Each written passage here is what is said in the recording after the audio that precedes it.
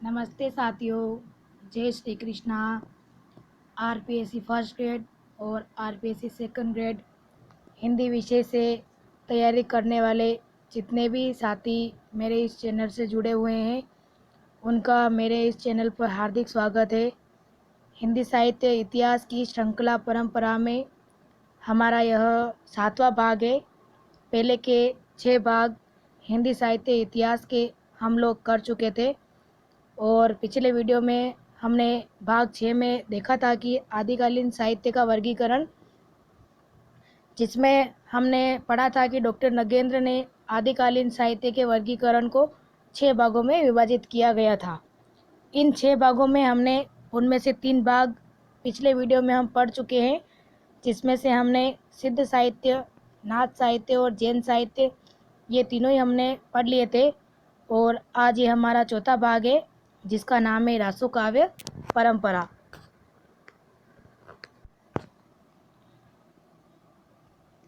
अगर आपने पहले के 6 वीडियो नहीं देखे हैं तो आप मेरी प्लेलिस्ट में जाकर पहले वह वीडियो देख लीजिए। और हिंदी साहित्य इतिहास से आरपीएससी फर्स्ट ग्रेड और सेकंड ग्रेड हिंदी सब्जेक्ट से को मैंने यहाँ शुरू किया है। और यह नोट्स जो मैं आपको प्रोवाइड करवा रही हूँ हिंदी साहित्य इतिहास के, ये बहुत ही आपके लिए रामबाण साबित होंगे, जिनका लिंक आपको पीडीएफ के तौर पर मेरे टेलीग्राम चैनल पर मिल जाएगा। मैं इस चैनल पर जो भी वीडियो बनाती हूँ उसकी पीडीएफ मैं मेरे टेलीग्राम चैनल पर पीडीएफ के तौर पर आपको उपलब्ध करवाती हूँ और आप उस पीडीएफ के माध्यम से ये नोट्स बना सकते हैं। और अगर आप मुझे पहली बार सुन रहे हैं तो मेरे इस चैनल को सब्सक्राइब कर दे, लाइक कर दे और शेयर कर दे, ताकि उन सभी मेरे साथियों की हेल्प हो सके जो शायद बड़े कोर्स लेकर नहीं खरीद सकते और पैसे नहीं दे सकते हैं। उनके लिए मैं ये नोट्स प्रोवाइड करवा रही हूँ। तो आपको मेरा इस काम में साथ देना है, सहयोग करना है, अधिक से अधिक शेयर करना है और सब्सक्राइब ज़रूर कर दे आप। तो चलिए अब हम स्टार्ट करेंगे रासो काव्य परंपरा, जिसमें पहला है रास, फिर रासक और रासो। ये रासो काव्य परंपरा ये हमारा 7वां पार्ट है। इस रासो काव्य परंपरा में इससे संबंधित जो भी रचनाएं हैं उनको इन्होंने अलग अलग भागों में बांटा है। जैसे पहला है रास, फिर दूसरा रासक और तीसरा है रासो। जिसमें हम रास को देखेंगे। पहले रास में उपदेश रसायन रास जिनदत्त सूरी की रचना है और ये उपदेश रसायन रास अपभ्रंश रास काव्य परंपरा का प्रथम ग्रंथ माना जाता है। भरतेश्वर बाहुबली रास ये शालिभद्र सूरी की है और भरतेश्वर बाहुबली रास को जैन रास काव्य परंपरा का पहला ग्रंथ माना जाता है। देखिए, आपको उपदेश रसायन रास और भरतेश्वर बाहुबली रास इन दोनों में थोड़ा कन्फ्यूजन हो रहा होगा। मैंने पिछले वीडियो में अभी आपको बताया था कि उपदेश रसायन रास जो जिनदत्त सूरी का है, ये अपभ्रंश रास काव्य परंपरा का पहला ग्रंथ है। और भरतेश्वर बाहुबली रास ये शालिभद्र सूरी का है, जो जैन रास काव्य परंपरा का प्रथम ग्रंथ है। फिर है बुद्धि रास, ये भी शालिभद्र सूरी की है। पंच पांडव रास, ये भी शालिभद्र सूरी की है। चंदनबाला रास, ये आस्कू की रचना है। चंदनबाला रास और जीवदया रास, ये दोनों आस्कू की है। स्थूलिभद्र रास और जीन धर्म सूरी।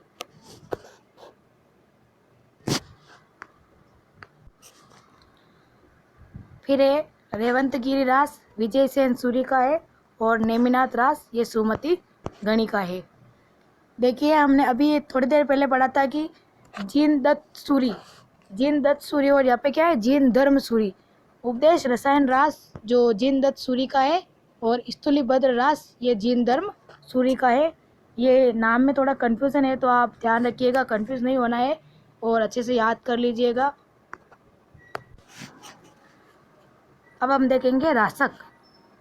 इसमें संदेश रासक है, ये अब्दमान का है और अब्दमान को आचार्य हजारी प्रसाद द्विवेदी ने हिंदी का पहला कवि माना था। ये हम पिछले वीडियो में पढ़ चुके हैं और ये श्रृंगार रस से संबंधित है। यानी अब्दमान की जो रचना है संदेश रासक, ये एक रासक ग्रंथ है। फिर तीसरा है रासो, जिसमें पृथ्वीराज रासो चंद्रबरदाई का है, खुमान रासो दलपति विजय का है, पिसलदेव रासो नरपति नालह, परमाल रासो जगणिक, हमीर रासो शारंगधर और विजयपाल रासो नल सिंह भाट।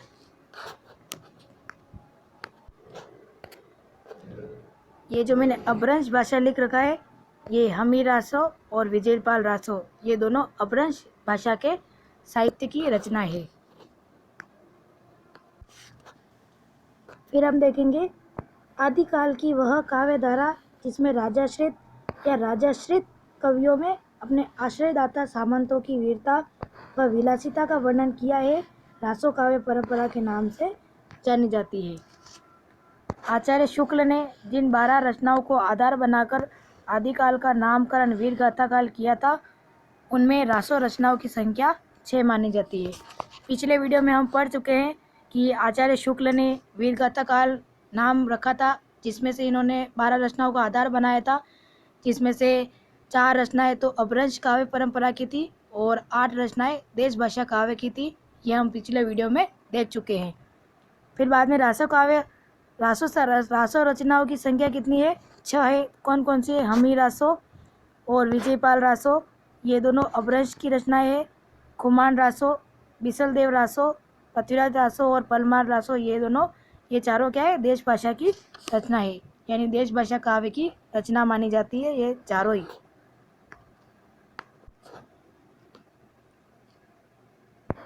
इन 6 रासो कृतियों में से 2 कौन कौन सी? हमीर रासो और विजयपाल रासो को शुक्ल जी ने अपभ्रंश की पुस्तकें माना है और अंतिम 4 रासो रचनाओं का उल्लेख उन्होंने देश भाषा काव्य के अंतर्गत किया है। रासो परंपरा के लिए आचार्य शुक्ल ने आदिकाल की प्रबंध परंपरा का प्रयोग आदिकाल की प्रबंध परंपरा शब्द का प्रयोग किया है। शुक्ल जी के अनुसार, ये शुक्ल जी की डेफिनेशन है कि राजाश्रित कवि और चारण जिस प्रकार नीति श्रृंगार आदि के फुटकल दोहे राजसभाओं में सुनाया करते थे, उसी प्रकार अपने आश्रयदाता सामंतों के पराक्रम पूर्ण चरित्रों का वर्णन किया करते थे। यही प्रबंध परंपरा रासो के नाम से पाई जाती है, जिसे लक्ष्य करके इस काल को हमने क्या किया है? वीर गाथा काल कहा है। ये डेफिनेशन मोस्ट इम्पोर्टेंट है, आप याद रखनी है। शुक्ल जी के अनुसार यह वीर गाथाएं 2 रूपों में पाई जाती है, यानी कि आचार्य शुक्ल के अनुसार यह वीर गाथाएं कितने रूपों में पाई जाती है? 2 रूपों में पाई जाती है। कौन कौन सी? पहली है साहित्यिक प्रबंध के रूप में और दूसरी है वीर गीतों के रूप में। साहित्यिक प्रबंध के प्रवृत्ति के रूप में जो सबसे प्राचीन ग्रंथ उपलब्ध है वो कौन सा है? पृथ्वीराज रासो। और वीर गीत के रूप में उपलब्ध प्राचीनतम कृति कौन सी है? बिसलदेव रासो। यानी कि वीर गीत के रूप में उपलब्ध प्राचीन कृति है वो है बिसलदेव रासो, और साहित्यिक प्रबंध की प्रवृत्ति के रूप में जो प्राचीन ग्रंथ उपलब्ध होता है वो है पृथ्वीराज रासो। अब हम देखेंगे प्रमुख रासो रचनाएं और उनकी विशेषताएं, यानी कि हमने जितने भी अभी थोड़ी देर पहले जितने भी रासो ग्रंथ देखे थे, अब उनके पूरी डिटेल से पढ़ेंगे हम उनके बारे में और उनकी विशेषताएं देखेंगे। फर्स्ट है हमारा खुमान रासो। ये इसकी भाषा कौन सी है? डिंगल भाषा में लिखा गया है ये, और 9वीं शताब्दी का महाकाव्य है। इसके रचयिता है दौलत विजय, या इनको दलपत विजय भी कहते हैं। चित्तौड़ नरेश खुमान द्वितीय की वीरता का वर्णन है। इसमें 17वीं शती के राजा राज सिंह का भी नाम आया है, इसलिए इसकी प्रामाणिकता पर संदेह व्यक्त किया गया है। इसकी प्रामाणिकता हस्तलिखित प्रति पूना संग्रहालय में सुरक्षित है। इसकी खुमान रासो की हस्तलिखित जो प्रति है वो कौन से संग्रहालय में सुरक्षित है? तो पूना संग्रहालय में सुरक्षित है। 5000 छंदों का यह क्या है? विशाल महाकाव्य है। काल की दृष्टि से हिंदी का प्रथम रासो माना जाता है। यानी काल की दृष्टि से जो हिंदी का प्रथम रासो ग्रंथ है वो कौन सा है? खुमान रासो को माना जाता है। अब दूसरा हम देखेंगे बिसलदेव रासो। बिसलदेव रासो के रचयिता है नरपति नालह और इसका रचना वर्ष है 1212 विक्रम संवत अर्थात 1155 ईस्वी। ये देखिए मैंने बिसलदेव रासो पे मोस्ट इम्पोर्टेंट लगा रखा है, क्योंकि जब मैंने आपको सिलेबस पढ़ाया था तो उस समय हमने देखा था कि आदिकाल में दो रासो इम्पोर्टेंट बता रखे थे। एक तो था पृथ्वी रासो और एक था बिसलदेव रासो। इन दोनों को हमें अच्छे से डिटेल से पढ़ना है और इन दोनों में से क्वेश्चन एक और एक दो क्वेश्चन तो इनमें से आना बहुत ही संभव है, ताकि इनमें से क्वेश्चन आ सकता है। तो आपको इन दोनों को अच्छे से डिटेल से पढ़ना है, इसलिए मैंने इसको मोस्ट इम्पोर्टेंट लगा रखा है। बिसलदेव रासो की नायिका कौन है? राजमती। ये फर्स्ट ग्रेड 2015 में क्वेश्चन पूछा गया था और अभी एग्जाम हुआ फर्स्ट ग्रेड का, उसमें भी ये क्वेश्चन पूछा गया है कि बिसलदेव रासो की नायिका कौन है? राजमती। आचार्य शुक्ल ने इस ग्रंथ के आरंभ में आए रसायन शब्द से रासो शब्द की उत्पत्ति मानी है। आचार्य शुक्ल इसे हिंदी का प्रथम वीर गीत मानते हैं। वियोग श्रृंगार प्रदान एकमात्र रासो काव्य है और गेय शैली में रचित है। यानी कि ये बिसलदेव रासो है, ये कौन सी शैली में रचित है? तो गेय शैली में रचित है। ये भी इम्पोर्टेंट है। अजमेर नरेश विग्रह राज चतुर्थ, जिनका उपनाम क्या था? बिसलदेव था, और रानी थी उनकी राजमती का विवाह, वियोग और पुनर्मिलन वर्णित है इस ग्रंथ में। हिंदी में 12 मासा वर्णन पद्धति का आरंभ बिसलदेव रासो से माना जाता है। यानी कि हिंदी में जो 12 मासा वर्णन पद्धति है, इसका आरंभ किस रासो से माना जाता है? तो बिसलदेव रासो से माना जाता है। और 12 मासा का आरंभ किससे होता है? तो आषाढ़ मास से होता है। ये भी इम्पोर्टेंट है। आदि आदि यानी प्रारंभ से अंत तक एक ही छंद, कौन सा छंद? चौपाई में ये पूरा ग्रंथ लिखा हुआ है। 4 प्रक्रमों व 128 छंदों की रचना है। यह घटनात्मक काव्य नहीं है, वर्णात्मक काव्य है। ये किसने कहा था? आचार्य शुक्ल ने कहा था। यह ग्रंथ कोई क्या काव्य ग्रंथ नहीं है, केवल गाने के लिए रचा गया था। यह भी किसने कहा था? आचार्य शुक्ल जी ने कहा था। इस ग्रंथ में सामंती जीवन के प्रति अरुचि का चित्रण मिलता है। यह कहा था डॉक्टर नगेंद्र ने। इसे मेघदूत और संदेश शास्त्रक के समान दूत काव्य की श्रेणी में रखा जाता है। इसे किसे? बिसलदेव रासो ग्रंथ को। मेघदूत किसका है? कालिदास का है। और संदेश शास्त्रक किसका है? अवधमान का है। तो इसे दूत काव्य की श्रेणी में रखा जा सकता है। अब हम तीसरा काव्य देखेंगे, हमीर रासो। ये 13वीं शताब्दी का है और हमीर रासो के रचयिता है शारंगधर। ये अनुपलब्ध रचना है, यानी ये उपलब्ध नहीं है। चरित्र नायक कौन है? रणथंभौर नरेश हमीर। आचार्य शुक्ल ने हमीर रासो से अपभ्रंश काव्य परंपरा की समाप्ति मानी है। यानी कि अपभ्रंश काव्य परंपरा की समाप्ति किससे होती है? हमीर रासो ग्रंथ से होती है। इसके कुछ छंद प्राकृत पेंगलम में भी मिलते हैं, इसके हमीर रासो काव्य के। अब हम पढ़ेंगे चौथा बिसलदेव रासो 1355, और मिश्र बंधुओं ने इसके बारे में लिखा है 1243 ईस्वी में। इसके रचयिता है विजयपाल रासो के नलह सिंह भाट और ये 42 छंदों का ग्रंथ है। आचार्य शुक्ल ने इसका वर्णन अपभ्रंश की पुस्तकों के अंतर्गत किया है। डॉक्टर नगेंद्र इसे आदिकाल की रचना न मानकर भक्ति काल की रचना मानते हैं। यानी डॉक्टर नगेंद्र विजयपाल रासो को आदिकाल की रचना नहीं मानते हैं, बल्कि किसकी रचना मानते हैं? भक्ति काल की रचना मानते हैं। करौली के निकट स्थित विजयगढ़ रियासत के राजा थे कौन? विजयपाल। वह पंग राजा के युद्ध पंग राजा था, उन दोनों का युद्ध वर्णित है इस ग्रंथ में। और इसके केवल कितने छंद प्राप्त है? 42 छंद प्राप्त है। इस रासों में तोप चलाने का भी वर्णन मिलता है। अब है परमाल रासो। देखिए ये छोटे छोटे ग्रंथ है और इनमें से आपको सिर्फ या तो फिर रासों के नाम दे दिए, ग्रंथ के नाम दे देगा और इसके रचयिता पूछ लेगा। इनमें ज़्यादा ऐसा कुछ नहीं है, सिर्फ इनमें किन किन का वर्णन दिया है वह यही बताया गया है। तो परमाल रासो 13वीं शताब्दी का है और इसे आला खंड के नाम से भी जाना जाता है। परमाल रासो के रचयिता है जगनीत। ये वीर रस प्रधान गेय काव्य है और महोबा कालिंजर के राजा थे। परमर्दी देव का उपनाम परमाल था, इसलिए इसका नाम क्या रखा, परमाल रासो रखा है।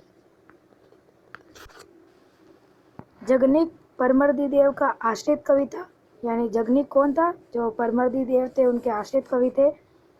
इसमें महोबा के वीर सामंतों आला और उदल की वीरता का वर्णन है, इसीलिए इस ग्रंथ को क्या कहते हैं, आला खंड भी कहते हैं। आला और उदल क्या है, ये एक शाखा है, यानी बनाकर की क्या है, ये शाखा है। आला एक लोक गायन शैली भी है और छंद भी है। इसे आज भी बुंदेलखंड में वर्षा ऋतु में गांव गांव में गाया जाता है। यानी कि जो ये आला खंड है, यानी ये परमाल रासो ग्रंथ है, इसे जो बुंदेलखंड है उसमें वर्षा ऋतु में गांव गांव में क्या गाया जाता है। कहते हैं कि इसे सुनकर बुजुर्गों में भी वीरता का भाव जाग जाता है। 1865 में फर्रुखाबाद के जिला कलेक्टर थे कौन, चार्ल्स इलियट ने इसे आला खंड शीर्षक से प्रकाशित करवाया था। फिर बाद में बाबू श्याम सुंदर दास ने नागरी प्रचारणी सभा काशी से परमाल रासो शीर्षक से प्रकाशित करवाया था। यानी कि सबसे पहले जो 1865 में फर्रुखाबाद के जिला कलेक्टर थे कौन, चार्ल्स इलियट, इन्होंने किस नाम से प्रकाशित करवाया था परमाल रासो को, आला खंड से। और फिर बाद में जो बाबू श्याम सुंदर दास थे, इन्होंने नागरी प्रचारणी सभा काशी से परमाल रासो शीर्षक से प्रकाशित करवाया था, इसलिए अब इसको परमाल रासो ग्रंथ के नाम से जाना जाता है। अब हम देखेंगे पृथ्वीराज रासो। ये भी मोस्ट इम्पोर्टेंट है, क्योंकि हमने सिलेबस में देखा था कि इन दोनों ग्रंथों के नाम लिखे हुए थे, एक तो था पृथ्वीराज रासो और एक था बिसलदेव रासो। पृथ्वीराज रासो के रचयिता है चंद बरदाई और चरित्र नायक कौन है, पृथ्वीराज चौहान। कवि चंद जालोर का निवासी था। वह पृथ्वीराज चौहान का बाल सखा, राजकवि और सामंत व सेनापति था। यानी कि जो चंद बरदाई थे पृथ्वीराज चौहान के क्या थे, बाल सखा थे, राजकवि थे और सामंत और सेनापति भी थे। कहा जाता है कि पृथ्वीराज चौहान और कवि चंद बरदाई का जन्म तिथि व मृत्यु दोनों एक ही है। आचार्य शुक्ल ने पृथ्वीराज रासो को हिंदी का प्रथम महाकाव्य व कवि चंद को प्रथम महाकवि माना है। पृथ्वीराज रासो में 69 सर्ग है, जिन्हें क्या कहा जाता है, समय कहा जाता है। कन्नवज्र युद्ध समय पृथ्वीराज रासो का सबसे बड़ा समय है। यानी कि जो पृथ्वीराज रासो ग्रंथ है उसमें कितने सर्ग है, 69 है, और इन 69 सर्ग को क्या कहते हैं, समय कहते हैं। और पृथ्वीराज रासो का जो सबसे बड़ा समय है वो कौन सा है, कन्नवज्र युद्ध समय को माना जाता है। परमाल रासो की कथा वस्तु पृथ्वीराज रासो के महोबा समय पर आधारित है। इसमें किसमें, पृथ्वीराज रासो में 68 प्रकार के छंदों का प्रयोग हुआ है, इसीलिए इसे इस कृति को क्या कहते हैं, छंदों का अजायब घर कहा जाता है। हिंदी की एक अन्य रचना है, कौन सी है, रामचंद्रिका, जो किसकी है, केशवदास जी की है। इसे भी छंदों का अजायब घर कहा जाता है। चंद बरदाई को छंदों का राजा और छप्पे का सम्राट भी कहा जाता है। चंद बरदाई पृथ्वीराज रासो को पूर्ण नहीं कर पाए थे, जिसे बाद में किसने पूर्ण किया था, उनके पुत्र थे जलहण। इन्होंने बाद में पृथ्वीराज रासो को पूर्ण किया था। पुस्तक जलन हत दे गज्जन चसी नपकाज, पंक्ति से उक्त तथ्य की पुष्टि होती है। यदि आदिकाल हिंदी का सर्वाधिक विवादास्पद काल है तो पृथ्वीराज रासो सर्वाधिक विवादित रचना है। पृथ्वीराज रासो की प्रामाणिकता को लेकर विद्वानों में मतभेद पाए जाते हैं। इसकी प्रामाणिकता को लेकर आरंभ में कोई विवाद नहीं था। 1875 में डॉक्टर बुलर को उनकी कश्मीर यात्रा के समय किसी शिष्य ने जयनकृत ग्रंथ है पृथ्वीराज विजय की खंडित प्रति लाकर दी थी। पृथ्वीराज विजय में वर्णित घटनाएं व तिथियां इतिहास से मेल खाती थी, लेकिन पृथ्वीराज रासो की मेल नहीं खाती थी, इसलिए इस ग्रंथ को अप्रामाणिक माना जाता है। इस आधार पर आचार्य शुक्ल ने और अन्य विद्वानों ने पृथ्वीराज रासो का अप्रामाणिक रचना माना है।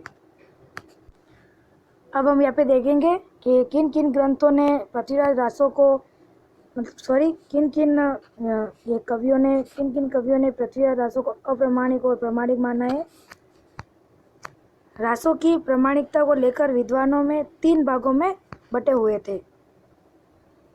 बाबू श्याम सुंदर दास, कर्नल टोट, मोहनलाल, विष्णुलाल पांड्या, मिश्र बंधु, डॉक्टर मथुरा प्रसाद दीक्षित आदि विद्वान रासो को प्रामाणिक रचना मानते हैं।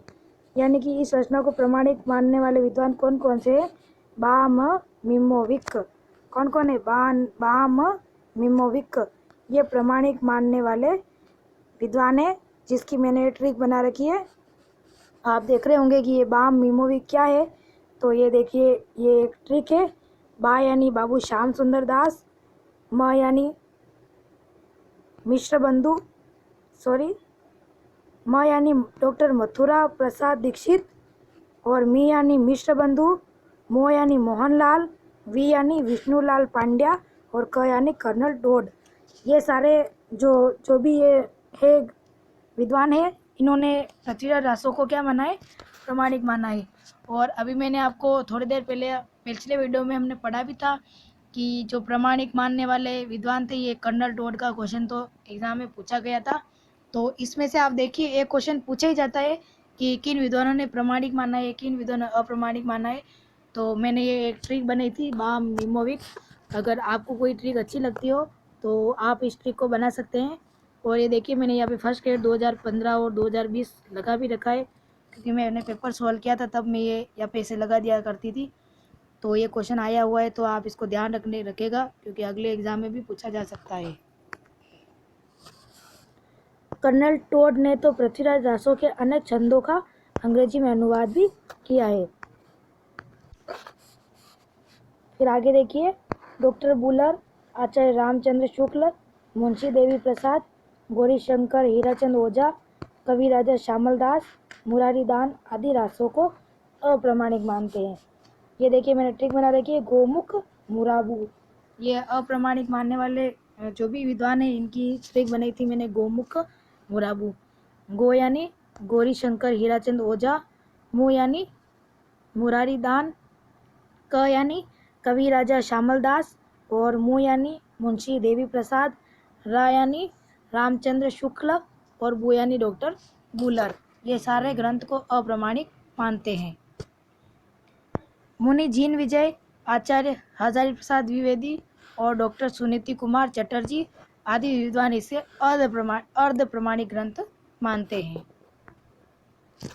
और इसकी मैंने ट्रिक बनाई थी अर्ध प्रमाणिक ग्रंथ मानने वाले की, कि मुनि हसु। इसकी आप यहाँ पे लिख लीजिएगा, क्योंकि मैंने नीचे लिख रखी है कि इसकी ट्रिक है मुनि हसु। मुनि यानी मुनि जीन विजय, हसु यानी ह यानी हजारी प्रसाद द्विवेदी, और सु यानी सुनीति कुमार चटर्जी।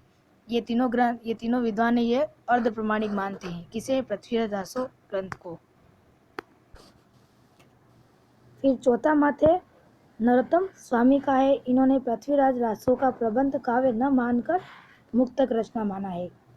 आचार्य द्विवेदी के अनुसार पृथ्वीराज रासो की रचना शुक-शुकी संवाद योजना के आधार पर हुई है, अतः उन्हीं सर्गों को मूल रासो समझना चाहिए जो इस पद्धति पर लिखे गए हैं। शेष को प्रक्षिप्त यानी बाद में जुड़ा हुआ मानना चाहिए।